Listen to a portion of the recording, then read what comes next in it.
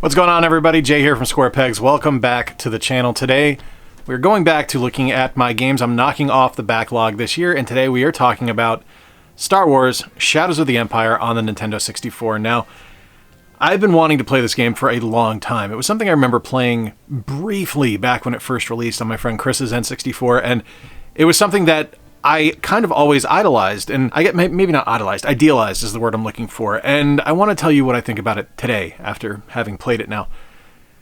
And I'm not going to be idealizing it anymore. So we're going to run through my normal areas of review when I talk about a game, and first and foremost, the thing about Shadows of the Empire is I am rating it today. I'm not rating it as a game that was released when it released back in 1996 or 1997. This is 2023. These are my thoughts as a gamer in 2023, and I'll be honest with you, this game shows its age. It is 100% a product of its time, and sometimes that's not a bad thing. Sometimes it's inherently charming, like an old Mega Man game or an old Mario game, but in the case of Shadows of the Empire, there's a lot of things that we were just kind of discovering in gaming that really impact how this one is working. So, graphically, first and foremost, the game is muddy. A lot of the stuff in the game looks fantastic. The actual visuals, like when you are looking at it on a crystal clear display, and I have the benefit of using my RetroTink 5X to be doubling the lines 5 times, I guess 5 timesing the lines. Regardless, I have the benefit of using that to make my game look better, and it's still a very muddy looking game. The character models are fine. They look good, but texturally the game is nothing to write home about. The kind of effects and stuff like that in the game are okay. And the further you get into the game and you're doing things that aren't just the parts where you're playing dash and going through the game, where you're actually flying around or anything like that, those are fantastic. Those look amazing. But again, they're only rendering stars in the background at that point. They're not really rendering anything like an environment.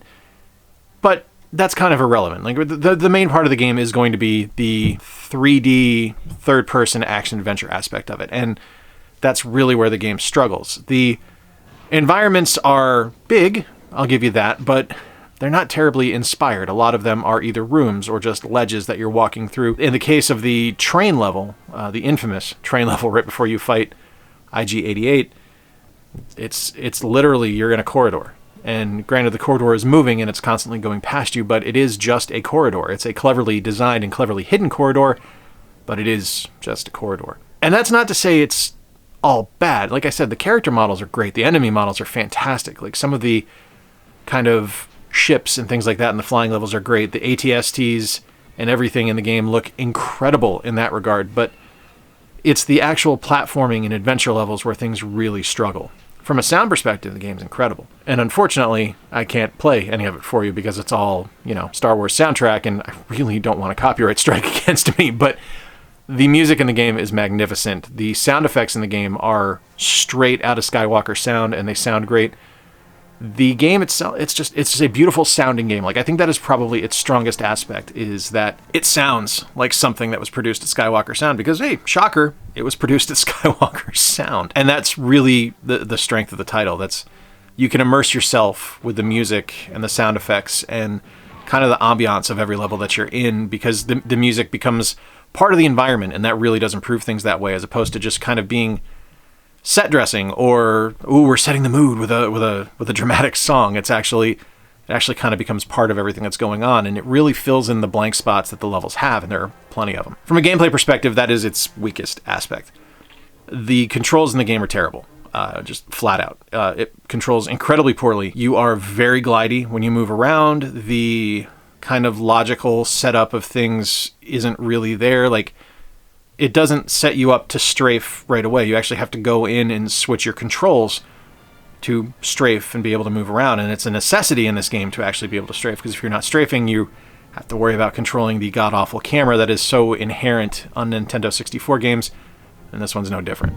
I wish this was something where the gameplay really elevated kind of the weaker aspects of the visuals, but when the gameplay is hard to get into and the visuals are hard to get into, it's a really difficult thing for me to thoroughly enjoy, and that sucks because I really wanted to. There are aspects of the gameplay I do like. Like, I love the vehicle combat. I think it's magnificent, and you can really see a lot of the influence that went into the later Rogue Squadron titles. I know those weren't developed by the same company. They were developed by a different part of LucasArts. I mean, those were Factor 5, I believe.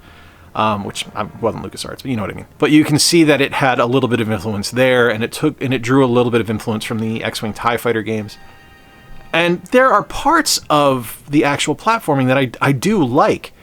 When you don't have to worry about precision, when you're not worrying about having to kind of crawl along the side of a mountain to make sure you don't accidentally move a little too fast and fall and plummet to your doom, the game's actually pretty charming and pretty fun.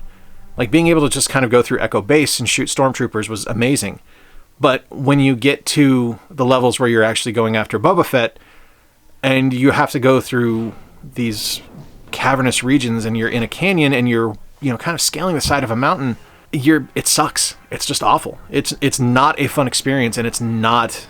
There isn't enough here for me to overlook aspects like that, because it's a kind of unforgivable experience. The controls are too loose in order to have fun with this game, and I think that's really the biggest problem with it. There's a lot here to like, but those controls just completely hamstring everything. Now, from a story perspective, I'm a big fan of the book, and this is such a good retelling of that story that you find yourself in the shoes of Dash Rendar, that you're going after Prince Shizor and Red Sun. It's something that's really awesome, and it feels like the book, and that's the biggest compliment I can pay to it, is that they nailed the story aspects, and that is so important when you're telling something this epic, that you nail the story aspects, because they could have played fast and loose with it, but they didn't. There's things here that are 100% part of that story that just work. It's fantastic. It's unfortunately just completely had its legs taken out of it by the gameplay. Now, from an aesthetic perspective, there's a lot here to really appreciate. For one, I love that the box art is so simple that it's just a stormtrooper shooting a blaster. They could have really leaned into the cover of the book or the cover of the game with Shizor's head flying in the background, and that they went with something a little bit more understated and showed off that, these are kind of the main enemy in the game, let's be honest here, but showing off an enemy aspect and kind of leaning into Star Wars lore and being recognizable, I think that's great.